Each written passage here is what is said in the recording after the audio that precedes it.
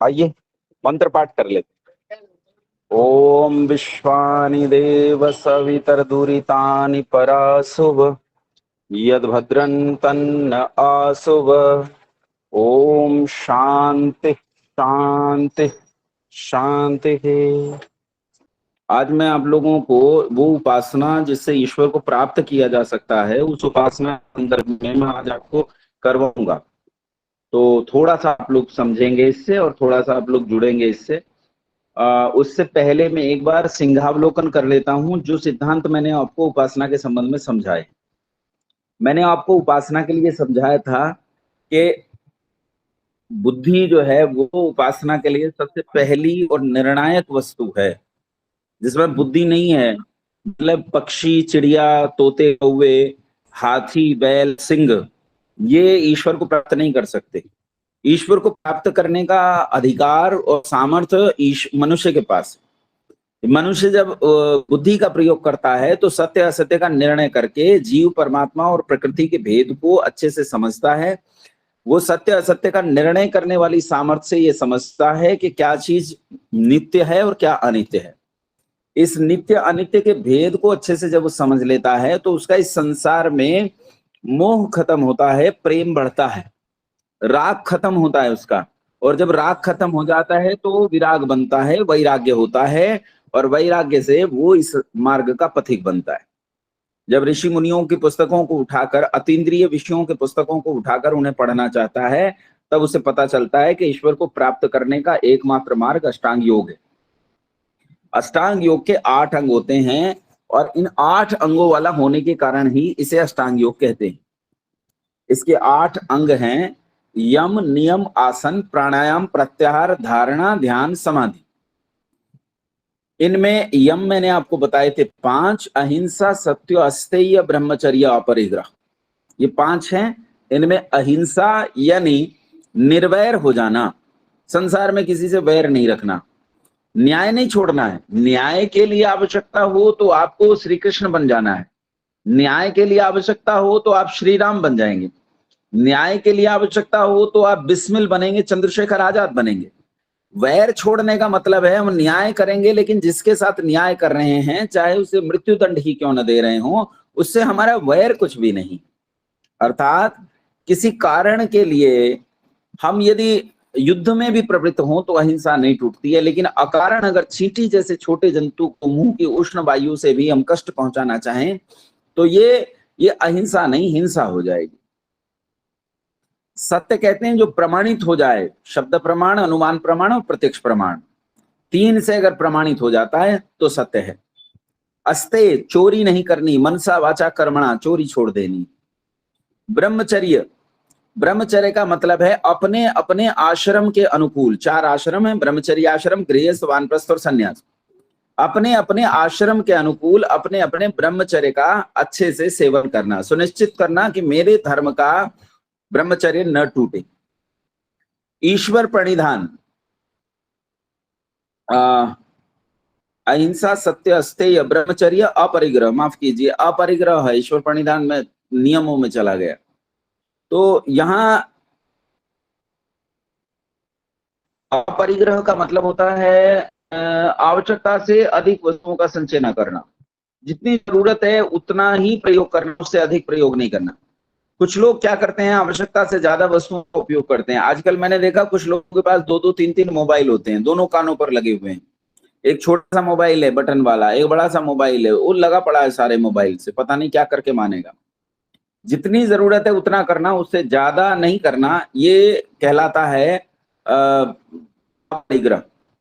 ये उपासना का बीज कहलाते हैं, ये यम। उसके बाद आते हैं नियम, जिनसे उपासना के बीज से अंकुर फूटेगा या आप उपासना के द्वार पर जाकर खड़े हो जाएंगे। दरवाजा आपके हाथ में होगा, दरवाजे की चाबी आपके हाथ में होगी।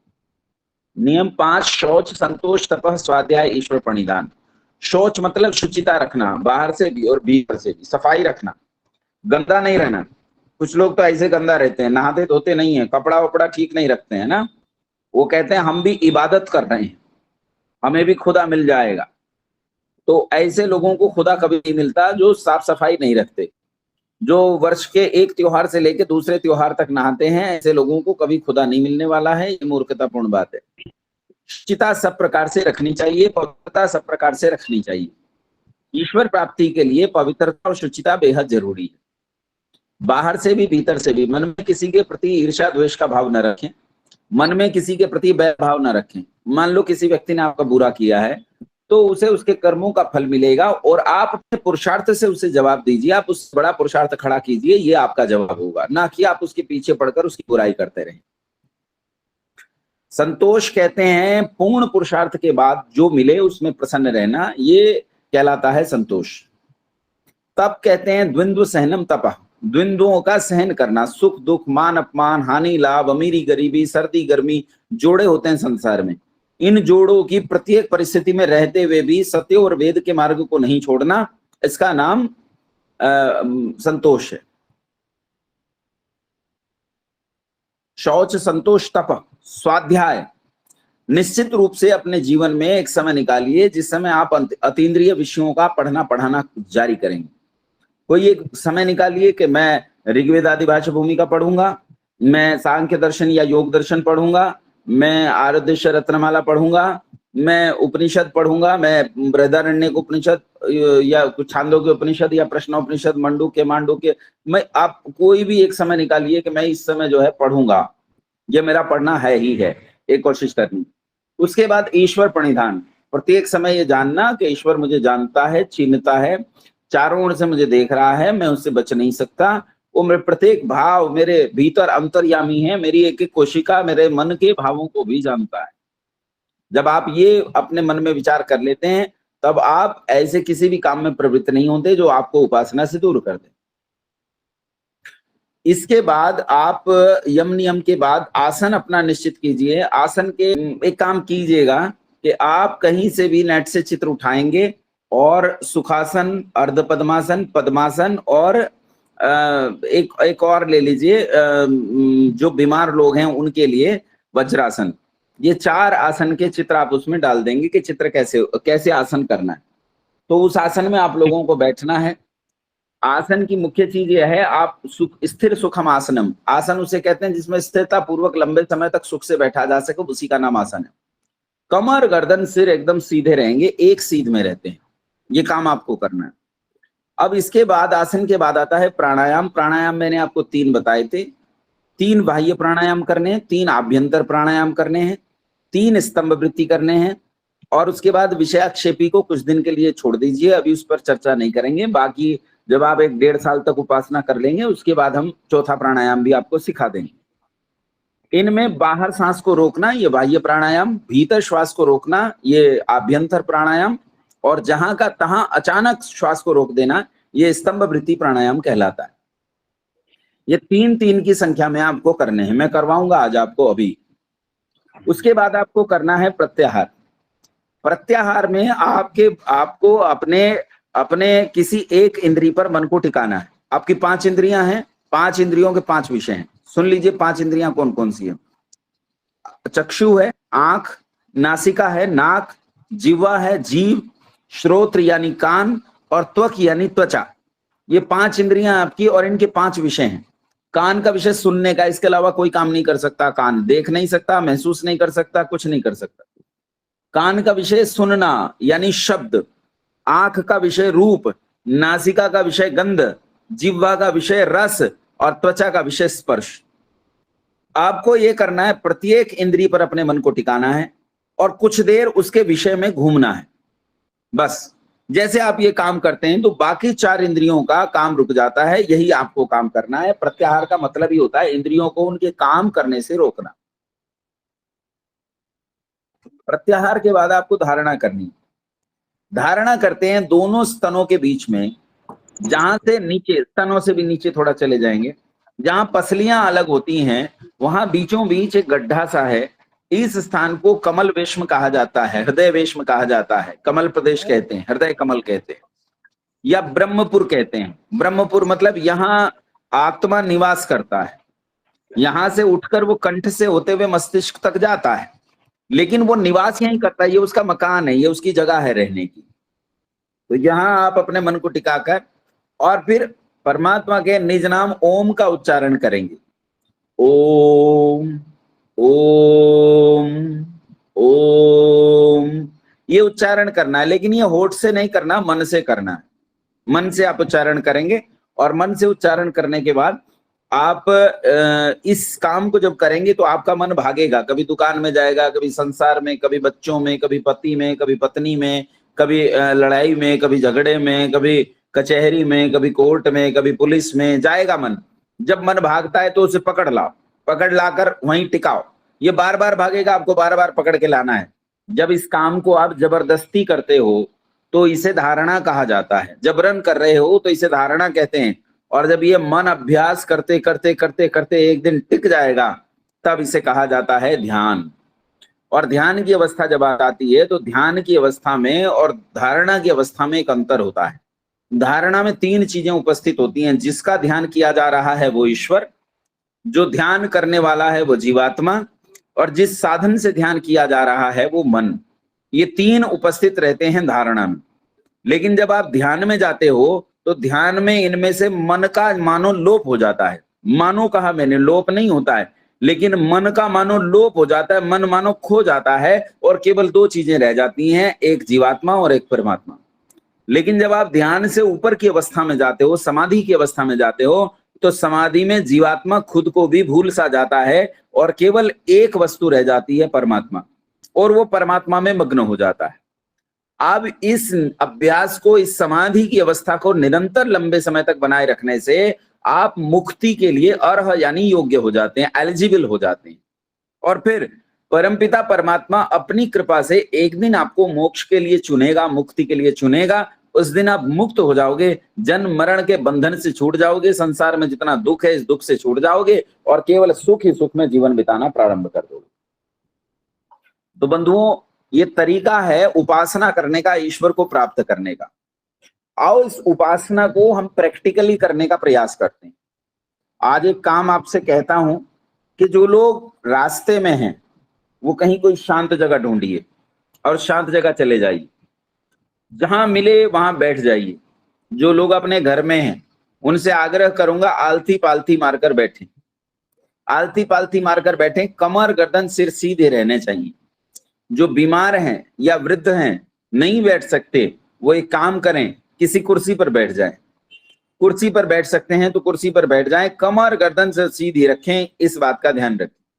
और कोई इतने बूढ़े हैं कि वो कमर गर्दन सिर भी सीधे नहीं रख सकते, तो उन्हें जैसी स्थिति में वो लंबे समय तक बैठ सकें वैसी स्थिति बनाने का प्रयास करें। ये करने का प्रयास करना है आपको। आपको पहला ये काम करना है कि आपको इस स्थिति में बैठना है। तो मैं आपको ये 30 सेकंड देता हूं कि आप किसी एकांत स्थान पर जाइए, अपने घर वालों से कह दीजिए कि मुझे अभी ना छेड़ें, मैं अभी उपासना कर रहा हूं, मुझे बिल्कुल परेशान ना करें, आवाज ना लगाएं। आप अपने नीचे कोई अच्छा मोटा कंबल रख के या कोई कपड़ा रख के उस पर बैठ जाएं, कमर गर्दन सिर बिल्कुल सीधे एक सीध में। जो लोग रास्ते में हैं वो लोग कृपया ध्यान दें कि कहीं एकांत जगह देखकर वहां चले जाएं। जो महिलाएं भोजन बना रही हैं, कुछ देर के लिए 10 मिनट 15 मिनट के लिए भोजन बनाना छोड़कर यदि कर सकती हैं तो, घर में विग्रह तो नहीं करना है, लेकिन यदि कर सकती हैं तो वो थोड़ी देर के लिए उपासना करने के लिए कोई एकांत स्थल अपने घर में ढूंढें। उम्मीद करता हूं अब तक आप लोगों ने अच्छी जगह देखकर वहां बैठ गए होंगे। आप एक अच्छे से आसन पर बैठे हैं, ऊपर पंखा चला लीजिए, आपको बहुत गर्मी नहीं लगे इसका ध्यान रखेंगे, और शांति से कमर गर्दन सिर सीधी करके बैठ जाइए। उम्मीद करता हूं आप सब बैठ गए होंगे, उम्मीद ही कर सकता हूं, इससे ज्यादा तो कुछ नहीं। उम्मीद करता हूं कि आप सब बैठ गए होंगे और इसे सीखने का प्रयास करेंगे। अब अपने हथेलियों को, एक हथेली को दूसरी हथेली में लेकर अपनी गोद में रख लीजिए। जैसे आपने योगियों को देखा होगा गोद में रखे हुए, वैसे ही अपनी हथेलियों को अपनी गोदी में रख लीजिए। गोदी में रखने के बाद आंखें बंद कर लीजिए। देखो कुछ लोगों ने आंखें बंद नहीं की हैं, आंखें बंद करो। सब लोग आंखें बंद कर लो, आंखें बंद करो। और आंखें बंद करने के बाद अब अपने शरीर को एकदम सीधा लेकिन ढीला छोड़ दो। सीधा रहेगा लेकिन ढीला रहेगा। अब अपनी वृत्तियों को धीरे धीरे अंतर्मुखी करने का प्रयास करो। मेरी ओर ध्यान दो, फोन को सामने रख दो, फोन पर हाथ नहीं लगाना किसी सूरत में भी। आप चुपचाप केवल सुनते जाएंगे जो मैं बोल रहा हूं, आवाज आपको साफ आ रही है। अब आलती पालती मारकर आप बैठ गए हैं, कमर गर्दन सिर सीधी है, आंखें बंद हैं, हथेलियां या तो घुटनों पर रखी हैं या तो गोद में रखी हैं आपकी, शांति से बैठे हैं। अब तनिक देर के लिए संसार को भूल जाइए। भूल जाइए कि संसार है, भूल जाइए कि कोई मेरा पति है, कोई मेरी पत्नी है, कोई मेरे बच्चे हैं, कोई मेरे मित्र हैं। ये संसार, ये बसें दौड़ रही हैं, ये कारें दौड़ रही हैं, ये भाग दौड़, ये उठा पटक, तनिक देर के लिए उससे अपने आप को अपने शरीर के भीतर खींच लीजिए। अपनी वृत्तियों को अंतर्मुखी कीजिए, अपनी वृत्तियों को अपने भीतर लेकर आइए। केवल मैं, केवल मैं, बस मैं, केवल स्वयं के बारे में विचार कीजिए। मैं यहां हूं इस शरीर के भीतर, मेरा ये शरीर मेरा घर है। मैं इस शरीर के भीतर हूं इस समय, और इस शरीर के भीतर बैठा हुआ मैं उपासना करने के लिए उद्यत हुआ।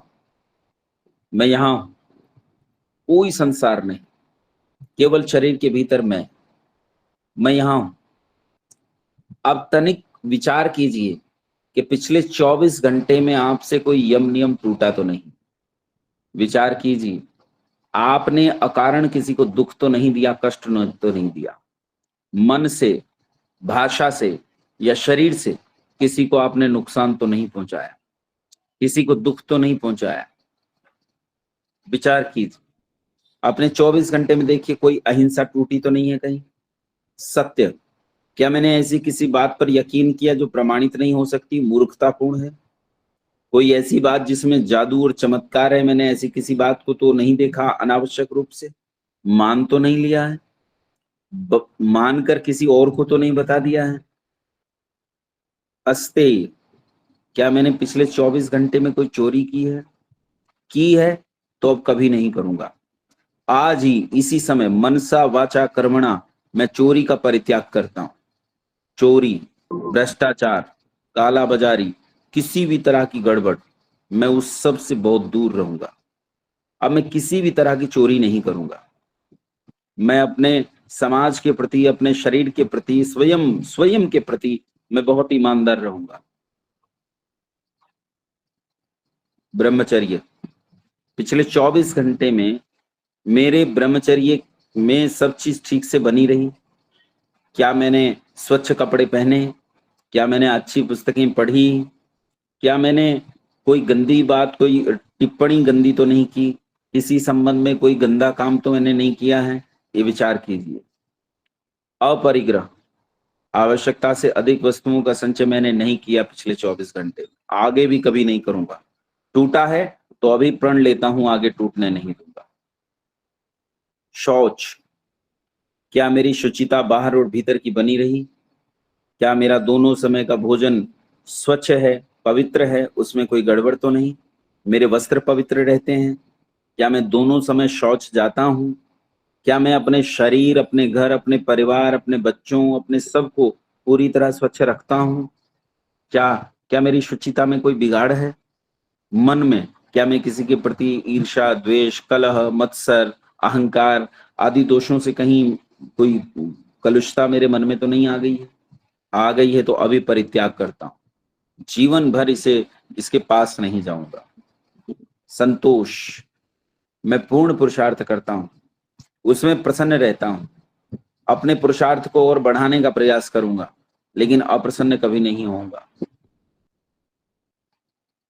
तब मैं किसी भी अवस्था में रहते हुए सत्य और वेद के मार्ग को नहीं छोड़ूंगा। स्वाध्याय, मैं 1 घंटा सुनिश्चित करूंगा जिसमें अतीन्द्रिय विषयों को पढ़ूंगा। ईश्वर प्रणिधान, ईश्वर मेरे चारों ओर घर रहा है, मेरे बाहर भीतर ऊपर नीचे चारों ओर चेतन है, मुझे देख रहा है, एक एक गतिविधि को देख रहा है, मेरे झूठ सच सबको पकड़ लेता है। एक एक चीज पर ईश्वर की मेरी दृष्टि है, मैं ईश्वर से छिप नहीं सकता।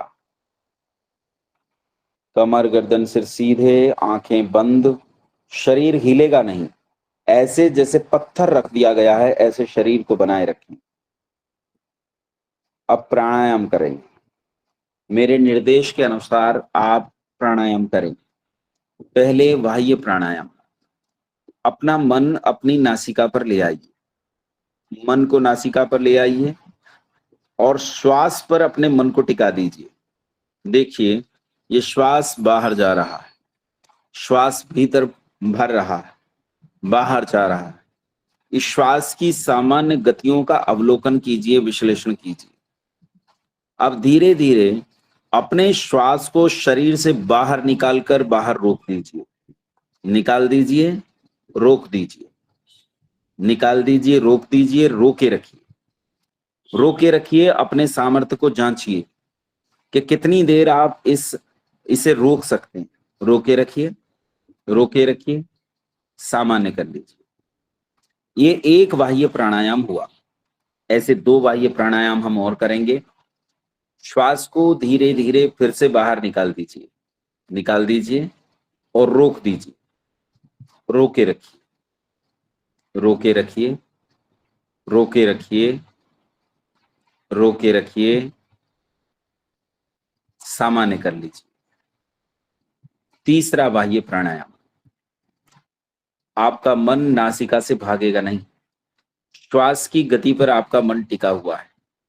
आप देख रहे हैं श्वास कहां से जा रहा है और मेरे भीतर कहां तक जा रहा है। फेफड़े, फेफड़ों के भीतर रक्त, रक्त से पूरे शरीर में, पूरे शरीर से शरीर की कोशिकाओं में, ये प्राण मेरे एक एक अंग में फैल रहा है। एक बार फिर से श्वास को बाहर निकाल दीजिए, सारा श्वास बाहर, रोक दीजिए, रोके रखिए, नासिका पर मन को टिकाए रखिए, कोई विचार नहीं, कोई बंध नहीं, कोई जप नहीं, रोके रखिए, रोके रखिए। शनै शनै श्वास को सामान्य कर लीजिए। इस प्रकार हमने 3 बाह्य प्राणायाम किए। अब हम 3 आभ्यंतर प्राणायाम करेंगे। श्वास को अपनी नजर में रखिए, मन आपका अपनी नासिका पर टिका हुआ है। श्वास जा रहा है, आ रहा है, जा रहा है, आ रहा है। अब श्वास को धीरे धीरे भीतर भर लीजिए छाती में और छाती में रोक लीजिए। श्वास जितना भर सकते हैं उतना भरकर छाती में रोक लीजिए, रोके रखिए। भीतर श्वास को रोकना बाहर की अपेक्षा सरल, रोके रखिए, रोके रखिए। जांचिए कितनी देर आप श्वास को रोक सकते हैं। प्रारंभ में आप 15-20 से लेकर 30 सेकंड तक श्वास को रोक सकते हैं। सामान्य कर लीजिए श्वास को। ये एक आभ्यंतर प्राणायाम हुआ। जो लोग उपासना नहीं कर रहे होंगे उनसे निवेदन है फोन को न छूएं। अब फिर से एक और आभ्यंतर प्राणायाम हम करेंगे और भीतर रोक लीजिए, भीतर रोक लीजिए, रोके रखिए, रोके रखिए, रोके रखिए, सामान्य कर लीजिए। ये दूसरा आभ्यंतर प्राणायाम। एक और आभ्यंतर प्राणायाम करेंगे। श्वास को भीतर भर लीजिए, भर लीजिए, रोक लीजिए, रोके रखिए, रोके रखिए, रोके रखिए, रोके रखिए, रोके रखिए। मुझे पता है आप इससे ज्यादा भी कुछ लोग श्वास को रोक पाएंगे। सामान्य कर लीजिए। इस प्रकार ये 3 बाह्य और 3 आभ्यंतर प्राणायाम आपने किए। अब हम 3 स्तंभ वृत्ति प्राणायाम करेंगे। स्तंभ वृत्ति प्राणायाम के लिए अपने मन को अपनी नासिका के अग्रभाग पर टिकाए रखिए, टिकाए रखिए और देखिए कि श्वास बाहर जा रहा है। पूरे संसार में वायु फैला हुआ है, आप इस वायु के अतिथि हैं, लेकिन ये वायु जब प्राण के माध्यम से आपके शरीर में जाता है तब यह आपका अतिथि बनकर जाता है। इसलिए इस अतिथि का सम्मान कीजिए ताकि आप जब इसके अतिथि हों तो यह आपका सम्मान करे। आइए स्तंभ वृत्ति प्राणायाम करेंगे। अपने मन को श्वास पर टिकाए रखिए, देखते रहिए कि श्वास बाहर भीतर जा आ रहा है और अचानक जब मैं कहूं तब जहां का तहां श्वास को रोक देना है। रोक दीजिए, वो जहां भी है रोक दीजिए, रोके रखिए, रोके रखिए, रोके रखिए, रोके रखिए, रोके रखिए, सामान्य कर लीजिए। ये एक स्तंभ वृत्ति प्राणायाम हुआ, अर्थात श्वास को जहां का तहां रोक देना, ये स्तंभ वृत्ति प्राणायाम है। एक और स्तंभ वृत्ति प्राणायाम करेंगे। अपने मन को अपनी श्वास पर टिकाइए, अपने लगातार इस श्वास पर टिकाए रखिए, टिकाए रखिए, रोक दीजिए, रोके रखिए, यहीं रोक दीजिए जहां रोक रखा है, रोके रखिए, रोके रखिए, रोके रखिए, रोके रखिए, सामान्य कर लीजिए। ये दूसरा स्तंभ वृत्ति प्राणायाम हुआ। एक और स्तंभ वृत्ति प्राणायाम हम करेंगे। अपने मन को श्वास पर टिका दीजिए, बाहर भीतर, बाहर भीतर, आते जाते श्वास को देखिए, देखिए, देखिए श्वास को, रोक दीजिए, रोके रखिए, रोके रखिए, रोके रखिए, सामान्य कर लीजिए। ये तीसरा स्तंभ वृत्ति प्राणायाम हमने कर लिया और इस तरह हमने 9 प्राणायाम कर लिए। अब हम प्रत्याहार करेंगे। प्रत्याहार के लिए एक एक इंद्रिय पर उसके विषय में हम विचार करेंगे। कमर गर्दन सिर सीधी, आंखें बंद, हिलेंगे डुलेंगे बिल्कुल नहीं, हथेलियां घुटनों पर या गोद में, एकदम शांत शरीर, ढीला, कोई सख्ती नहीं। आइए प्रत्याहार की ओर बढ़े। अपने मन को अपनी नासिका के अग्रभाग पर जहां प्राणायाम के समय आपने टिकाया था वहीं टिका दीजिए और जो गंध आ रही है उस गंध को अनुभव करने का प्रयास कीजिए। जो गंध आ रही है इसी गंध को अनुभव करने का प्रयास कीजिए। गंध को अनुभव कीजिए, कोई कल्पना नहीं। जैसी आपके कक्ष में गंध है, जहां बैठे हो, जैसी वास्तविक गंध आ रही है उसी गंध को अनुभव कीजिए।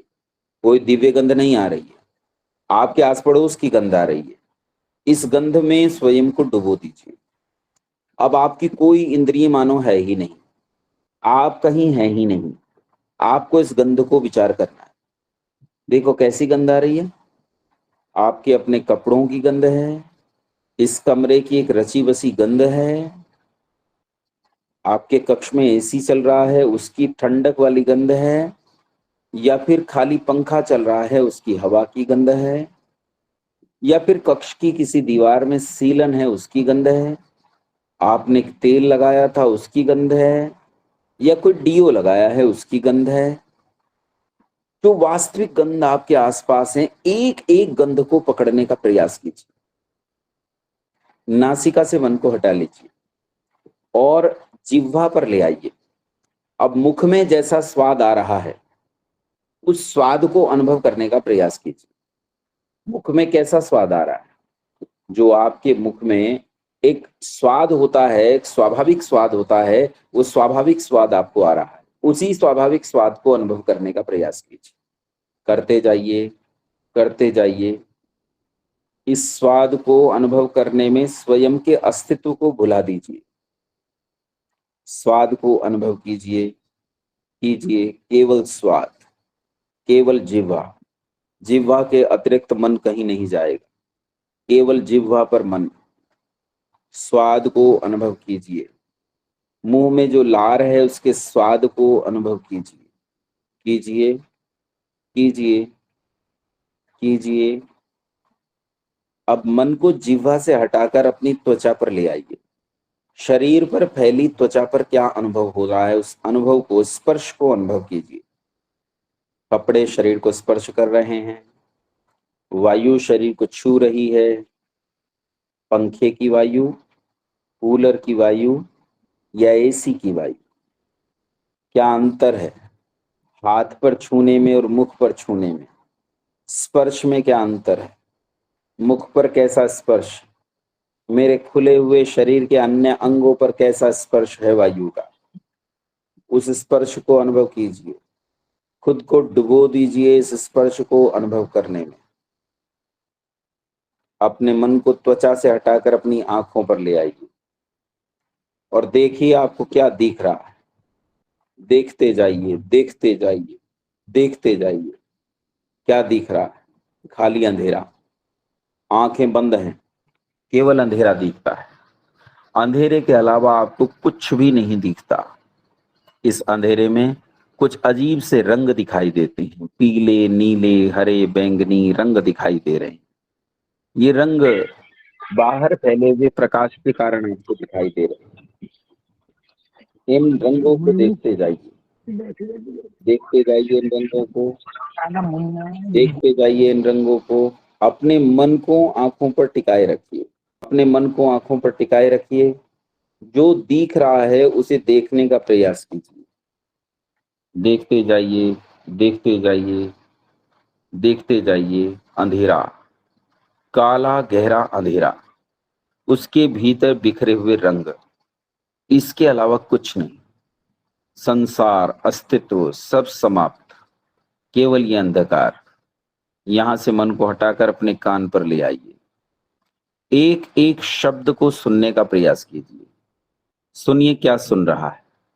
मेरी आवाज, ऊपर चल रहे पंखे की आवाज, बाहर से जो मोटरसाइकिल कारें जा रही हैं उनके हॉर्न, उनके इंजन की आवाज, घर में कुछ लोग बोल रहे हैं उनकी आवाज। एक एक आवाज को पकड़िए कान से, एक भी आवाज छूटे नहीं। और इन्हीं सब के बीच में आपके कान में एक झींगुर जैसी आवाज निरंतर चल रही है। एक एक आवाज को पकड़ने का प्रयास कीजिए। अब इन सारी आवाजों को अलग अलग विश्लेषित करने की कोशिश कीजिए। एक एक आवाज को अलग पहचानने की कोशिश कीजिए। मेरे बोलने के शब्द, पंखा, कूलर, घर में रखा हुआ फ्रिज, या पीछे वॉशिंग मशीन चल रही है, या घर में कोई स्त्री या कोई बालक बोल रहा है, कोई पुरुष बोल रहा है, बाहर सड़क से आती हुई आवाज, पड़ोसियों के यहां से आती हुई आवाज, घर में कुछ बर्तनों को खड़कने की ध्वनि। एक एक शब्द को सुन, एक एक शब्द, एक एक शब्द को सुनते जाइए, सुनते जाइए, सुनते जाइए। अब मन को यहां से हटाकर हृदय प्रदेश में ले आइए, जहां मैंने बताया था जीवात्मा का निवास स्थान। वहां अपने मन को टिकाकर और मन ही मन ओम का जप कीजिए। मुख से कुछ नहीं करना है। कमर गर्दन सिर सीधे, आंखें बंद, हथेलियां घुटनों पर या गोद में, हिलेंगे बिल्कुल भी नहीं, रत्ती भर भी नहीं, और मन में ओम का जप कीजिए। मैं आपके लिए प्रत्यक्ष में कर देता हूं, आप मन में करें। ओम, ओम, ओम। मन में जप करते जाइए, ओम का जप कीजिए, निरंतर निरंतर जप कीजिए। ओम, ओम, ओम, ओम। ईश्वर सर्वशक्तिमान है, सर्वज्ञ है, सर्वांतर्यामी है, अजर अमर अभय है, आनंद का अंतिम स्रोत है, सच्चिदानंद स्वरूप है। परमपिता परमात्मा ही एकमात्र हम सबका पिता है। उसके अलावा संसार में कुछ भी नहीं है। ओम, ओम, ओम। भूलिए अपने अस्तित्व को, भूलिए इस संसार को, और इस ओम में स्वयं को डुबो दीजिए। ओम, ओम, ओम, ओम, ओम, ओम, ओम, ओम, ओम, ओम। अत्यंत मध्यम स्वर में विश्वानी देव मंत्र का उच्चारण कीजिए, इतना मध्यम कि केवल आपको स्वयं सुने। ओम विश्वानी देव सवितरदुरितानि पराशुव यद्भद्रं तन्न आशुव। ओम शांति शांति शांति। आंखें खोल लीजिए धीरे धीरे, अपनी हथेलियों को रगड़कर आंखों पर रखते हुए अपनी आंखें धीरे धीरे खोल लीजिए। अपना आसन खोल लीजिए, पैर सीधे कर लीजिए या उठकर अपने पाँव को सीधा तिरछा कर लीजिए, जैसे आराम मिले वैसे। एकदम खड़े ना हो, गिर पड़ेंगे, हो सकता है पैर सो गया हो। अभ्यास नहीं होने से आसन में समस्या होती है। शांत होकर बैठ जाएं, शरीर को जैसे सुख मिले वैसे सुख बनाने का प्रयास करें। हाँ, अब मेरा एक प्रश्न है आप लोगों से, ईमानदारी से वो लोग बताएंगे जिन लोगों ने उपासना की है। हाथ खड़े कीजिए जिन्होंने उपासना की है, केवल हाथ खड़े करेंगे जितनों ने उपासना की है। हाथ खड़े कीजिए जितनों ने उपासना की है। बहुत बढ़िया, बहुत बढ़िया। मतलब बहुत बड़ी मात्रा में लोगों ने उपासना की है। ऐसा नहीं कि सब लोग सफर में ही थे और सब लोग रसोई में ही थे, ऐसा नहीं है।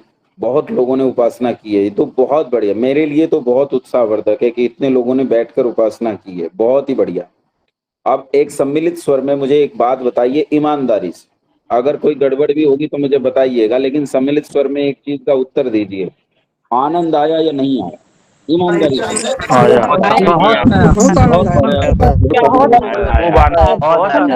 खूब आनंद, बहुत आनंद आया, बहुत आनंद आया, बहुत अच्छा लगा, बहुत अच्छा लगा। आनंद आया। एक अलग ही अनुभव अब हाथ डाउन कीजिए। अच्छा, और अब ध्यान से मेरी बात सुनिए, सब हाथ डाउन कर लेंगे, सबका एक बार कर दो कोई नहीं। अब ध्यान से इस बात को सुनेंगे कि लोग कहते हैं मन नहीं टिकता, लेकिन ईमानदारी से विचार करो कि जब आपने कान पर मन को टिकाया, मन टिका कि नहीं टिका? आंख पर जब आपने मन को टिकाया तो मन टिका कि नहीं टिका? मन टिका। मन टिका, मन पकड़ में आता है, बशर्ते हम अभ्यास करें। हम अभ्यास नहीं करते हैं, ये बड़ी समस्या है। इसलिए प्रतिदिन 1 घंटा सुबह और 1 घंटा शाम, स्वामी दयानंद सरस्वती कहते हैं कि सुबह 1 घंटा और शाम को 1 घंटा प्रतिदिन उपासना जरूर करनी चाहिए। लेकिन अगर इतना न कर सको तो कम से कम एक समय 1 घंटा उपासना जरूर किया करो। और इतने से भी मर जाओ तो कम से कम आधा घंटा उपासना तो निश्चित रूप से करना शुरू करो। इतना भी नहीं कर सकते तो कम से कम 1 घड़ी यानी 24 मिनट उपासना करने से शुरू करो। और यहाँ से शुरू करके जब भी 15-16 घंटे की उपासना आपकी बने, वहां तक जहां तक आप जा सको वहां तक जाओ। कहां तक जाओगे मुझे नहीं पता। आप में से कई लोगों की गति बहुत तेज होगी और कई लोगों की गति धीमी होगी, लेकिन आप प्रयास करेंगे तो ये उपासना आपको आगे लेकर जाएगी। मैंने आपको केवल धारणा तक उपासना बताई। याद रखना, एक मार्गदर्शक, एक टीचर, एक आचार्य आपको केवल धारणा तक लेकर जा सकता है। धारणा के आगे संसार में आपको कोई लेकर नहीं जा सकता। जो लोग ये कहते हैं वो आपको ईश्वर दर्शन करा देंगे, आपका ध्यान लगवा देंगे, आपकी समाधि लगवा देंगे, वो सरासर झूठ बोलते हैं। ये केवल स्वयं का काम है, ये आप ही कर सकते हैं, आपके अलावा कोई नहीं कर सकता। इस मार्ग पर आपको अकेले बढ़ना है। और इसके बाद योग स्वयं का अध्यापक स्वयं होता है। योग ही योग सिखाता है, योग को योग ही सिखाता है। आपको योग सीखना है, योग ही आपको योग सिखाएगा। योग को सीखने के लिए आपको किसी अध्यापक की आवश्यकता नहीं पड़ेगी। योग स्वयं ही आपको, उपासना आपको आगे के मार्ग स्वयं बताएगी। आप इस मार्ग पर बढ़ना प्रारंभ कीजिए। यहाँ बहुत सारे समस्याएं पैदा होंगी जब आप इसे पढ़ना शुरू करोगे। कई सारे दर्शन आपके सामने आकर खड़े हो जाएंगे, त्रैतवाद, द्वैतवाद, अद्वैतवाद, ये सब चीजें भी आपके सामने सुलझना शुरू होंगी जब आप उपासना करना शुरू करेंगे। लेकिन आप उपासना करेंगे ही नहीं तो सुलझेंगी नहीं। अपने मस्तिष्क को खुला रखिए, सब चीजों को आने दीजिए, सुनिए। अतीन्द्रिय विषयों में जो भी विषय आते हैं उनमें कोई रूढ़िवादिता मत रखिए। सुनने का प्रयास कीजिए, समझने का प्रयास कीजिए। कई बार आपको ऐसे विचार मिलेंगे कि वो बिल्कुल विपरीत विचार होंगे। जो विचार आपने आज तक नहीं सुने हैं, आपको उनसे विपरीत विचार सुनने के लिए मिलेंगे। लेकिन उन विपरीत विचारों को सुनते हुए भी आप उपासना के मार्ग पर बढ़ेंगे। देखो, हमारे गुरुजी स्वामी जी महाराज हैं, स्वामी गणेशानंद जी। स्वामी जी महाराज जो बात कहते हैं, वो जो सिद्धांत हमने जीवन भर सीखे हैं, उनसे थोड़ा सा हमें विपरीत लगती है। लेकिन ऐसा पूजनीय, ऐसा ऐसा तर्कणा वाला सन्यासी मैंने अभी तक नहीं देखा। वो बहुत गजब की तर्कणा उनकी है। तो वो जब तर्कणा देते हैं अपनी, तो वो चीजों को उस तरह से सिद्ध करते हैं जो सिद्धांत हमने नहीं पढ़े। तो अपने दिमाग को खुला रखिए, दिमाग को बंद मत कीजिए, और ये विचार करना शुरू कीजिए कि आप जो कुछ उपासना में सीखना चाहते हैं वो सीख पाएंगे अगर उपासना के मार्ग पर आप बढ़ जाएंगे। तो मैं आपसे ये कहना चाहता हूं यहाँ पर कि आप प्रतिदिन उपासना करना शुरू करें, कम से कम इतना तो करें। यहाँ ये उपासना का विषय मैं समाप्त करता हूं और यहाँ प्रश्न आमंत्रित करता हूं कि यदि इससे संबंधित कोई प्रश्न आपके हों तो हाथ खड़े करिए। और ये है, आइए अंजू जी। से आपने कहा धारणा में अपने चित्त को हृदय स्थान पर स्थापित करना है, तो उसको बाह्य रूप से करना है या आंतरिक रूप से, ये समझ नहीं आ रहा है। नहीं, अंदर से मन तो अंदर से ही स्थापित होगा। आप आंखें बंद हैं आपकी, अपने मन को खींच कर ले जाइए हृदय प्रदेश में, और वहां हृदय प्रदेश में मन को टिकाइए और वहां ओम का जप करना है। तज्जपस्तदर्थ भावनम, उसके नाम का जप और अर्थ की भावना निरंतर करनी है। ठीक है आचार्य जी। तीसरा मेरा प्रश्न है कि जैसे जब प्राणायाम करते हैं तो प्राणायाम करते समय कल आपने कहा था कि आप देखें आप कितना समय ले रहे हैं, कितना समय आप अंदर उसको होल्ड कर पा रहे हैं या बाहर रोक पा रहे हैं, तो उस समय को हम कैसे करें। कई बार होता है कि हम खुद ही मन ही मन काउंटिंग शुरू कर देते हैं 1-2 दिन इस तरह से। हाँ, ठीक है, कर सकते हैं काउंटिंग, कर सकते हैं काउंटिंग। 1 2 3 4 5 6 7 8 9 10 11 12 कर सकते हैं काउंटिंग। ठीक है। फिर वो ध्यान तो काउंटिंग पर गया, ठीक है, हैं? ध्यान आचार्य की काउंटिंग पर गया ना। चला जाए, क्या फर्क पड़ता है। आप श्वास को रोक रहे हैं, हमें श्वास को रोकने की प्रक्रिया को करना है। हमारी प्रक्रिया तो हो रही है ना, चला जाए ध्यान, क्या फर्क पड़ता है। ठीक है आचार्य जी, धन्यवाद। ठीक है आचार्य, धन्यवाद। आशुतोष चौहान जी। नमस्ते आचार्य जी। जी, आपने जो बताया कि प्राणायाम वाले भाग में हमें ध्यान को जो जो हमारी नासिका पे रखना है टिका गया, तो ये मतलब ये चीज नहीं आ रही कि नासिका पे ध्यान कैसे टिकाना है। कैसे टिकाओगे। आप आंखें बंद हैं, अपना मन जो है वहां रखो जहां नासिका है, नासिका के अग्रभाग पर मन को रखो, बस सांस को आते जाते महसूस करो, बस यही करना है। टिकाना कोई वस्तु थोड़े उठा के वहां रख दोगे। जी जी जी। अच्छा, मन को रसगुल्ले पे कैसे टिकाते हो। जैसे रसगुल्ले पे टिकाते हो, जैसे माँ पे टिकाते हो, जैसे पत्नी पे टिकाते हो, ऐसे नासिका पे टिकाओ। जी। और ठीक है। ये जो प्रत्याहार है इसमें भी यही करना है कि एक इंद्रिय पर मन को टिकाना है। तो जी फिर प्राणायाम और प्रत्याहार में इन दोनों में क्या अंतर हुआ। प्राणायाम में मन नहीं टिका प्राणायाम में आपको श्वास पे ध्यान रखना है, वहां जो श्वास आ जा रहा है उस श्वास पर ध्यान रखना है, श्वास को होल्ड करना है, या तो बाहर या तो भीतर या तो मार्ग में। प्रत्याहार में आपको विषय में मन को टिकाना है, नासिका का विषय गंध, गंध में मन को टिकाना, आंख का विषय रूप, रूप में मन को टिकाना। समझ में आया अंतर। जी जी। अच्छा, एक अंतिम प्रश्न, ये अतीन्द्रिय विषय इसका क्या अर्थ है। इंद्रिय विषय इंद्रियों से परे के जो विषय होते हैं, जैसे जैसे ईश्वर, आत्मा। ठीक है, धन्यवाद। देवांश आर्य जी। देवांश जी। जी जी आचार्य जी नमस्ते। जी आचार्य जी, मेरा प्रश्न ये है कि मतलब जैसे हम ओम के उच्चारण करें तो मन ही मन करे ताकि कोई सुने ना, ऐसा, या फिर मतलब बोल के। मन ही मन, ये तो मैंने साफ कहा है, होठ से बिल्कुल नहीं बोलना, मन में बोलना है अंदर। ठीक है। और एक प्रश्न है, जैसे कि हमारे यहाँ मतलब गुरु दीक्षा देते हैं उसके बाद बोलते हैं कि ध्यान ये सब करना है, तो सब क्या है। और कोई मंत्र बताते हैं कान में कि, तो मतलब बताते हैं उसके बाद बोलते हैं जप करने जो उसको। जो कान में मंत्र देता है उससे 1 कोस की दूरी पर रहो। जो खुलेआम मंत्र देता है उसके साथ रह सकते हो, जो कान में छिपा कर किए हुए किसी भी काम से दूर रहो। जी, और वो मतलब ध्यान के समय उनका नाम जप करना है, कोई स्वरूप बताते हैं उनका स्वरूप को याद करना, तो ये क्या सही है। ईश्वर से कोई गुरु नहीं। स एष पूर्वेशाम अपि गुरु काले नान वच्छेदात्। सब गुरुओं का एक गुरु है, और उसका भी कोई गुरु है, और उसका भी कोई गुरु है, उसका भी कोई गुरु है। सृष्टि के आदि काल में इन सारे गुरुओं का गुरु परमपिता परमात्मा है। परमात्मा से बड़ा कोई गुरु नहीं। जो ईश्वर को गुरु मानते हैं उनकी नैया पार होती है, और जो मेरे तेरे जैसे मनुष्यों को गुरु मानते हैं उन सब की नैया डूबती है। ये सब पत्थर की नैया में सफर करने वाले। ठीक है आचार्य जी।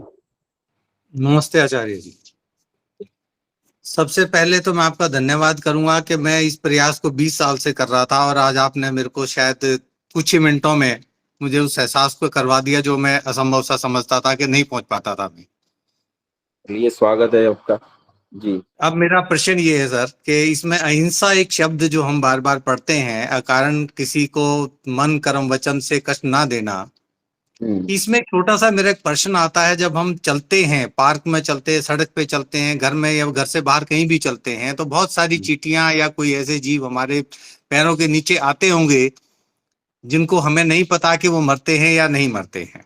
जो दिखते हैं उनको तो हम बचा देते हैं, जो नहीं बचते तो क्या वो सच में हिंसा कहलाएगी? नहीं कहलाएगी, हमें पता ही नहीं है। अब यूं तो अच्छा। आपके मुख के सामने आकर उष्ण वायु के सामने न जाने कितने बैक्टीरिया मर जाते होंगे। मुंह से उष्ण वायु निकल रही है, वो उस ताप को झेल नहीं सकते, आपके मुख के सामने आया मर गया। तो इसमें कोई दोष नहीं है, क्योंकि मैंने जानबूझकर बिल्कुल भी नहीं किया। जो मैंने जानबूझकर नहीं इंटेंशन से, करते। हाँ ठीक है मैं समझ गया। अब इंटेंशन से नहीं किया तो इसलिए उसको तो हिंसा नहीं माना जाएगा। बिल्कुल बिल्कुल बिल्कुल। थैंक यू, धन्यवाद। सुनील जी प्रश्न। हाँ, मैं कुछ दूसरे विषय में प्रश्न पूछना चाह रहा हूँ। परसों रोज हमें किसी आदमी से हो गया कि जैसे बोलते हैं कि सनातन धर्म और दूसरे धर्म के विषय में किसी से विवाद हो गया, तो उसमें बोला था कि जैसे मुस्लिम धर्म 1400 साल पहले हुआ है वो विस्तार हो रहा है, क्रिश्चियन धर्म 2000 साल हो उसका भी विस्तार हो रहा है, लेकिन सनातन धर्म बोलते हैं कि हजारों हजार वर्ष से उसका विस्तार नहीं, उसका मैंने अंत हो रहा है। तो इस विषय में बोल रहे हैं कि जो अच्छा होता है उसका विस्तार होता है, जो खराब होता है उसका घटता है। नहीं, ऐसा नहीं है। देखिए, दुनिया में जितना झाड़ झंकाड़ और बुरी चीजें होती हैं ना, वो अपने आप फैलती जाती हैं, उन्हें फैलाना नहीं पड़ता है। और जो औषधि वाले पौधे होते हैं उन्हें बहुत यत्न से बोना पड़ता है, बहुत यत्न से पालना पड़ता है, बड़े यत्न से उनकी सुरक्षा होती है, और बहुत थोड़ी मात्रा में होते हैं। झाड़ झंकाड़ जहरीले पौधे और बिना मतलब की चीजें तो यूं ही उग जाती हैं। ऐसे गंदे कटीले वन दूर दूर तक फैल जाते हैं, लेकिन जो औषधीय पुष्प होते हैं उन्हें बड़े संवार कर, बड़े ध्यान से, बड़ी सुरक्षा से उनका पालन पोषण करना पड़ता है, और इस तरह वो बढ़ते हैं। तो इसलिए आप उसका वो ये कोई महत्वपूर्ण बात नहीं है जो उन्होंने कही, ये तो यूं ही छोटा मोटी बात बहसबाजी की होती।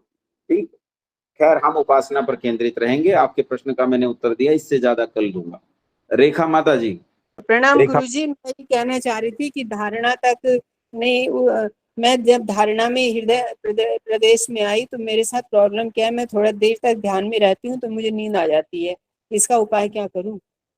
नींद उपासना शांत एकदम से मुझे पता ही नहीं चला कि आपने उसके बाद हृदय प्रदेश में अपना मन लगाइए ये करके, और उसके बाद मुझे पता ही नहीं लगा। फिर थोड़ी देर बाद तो फिर मैं ठीक हो गई थी।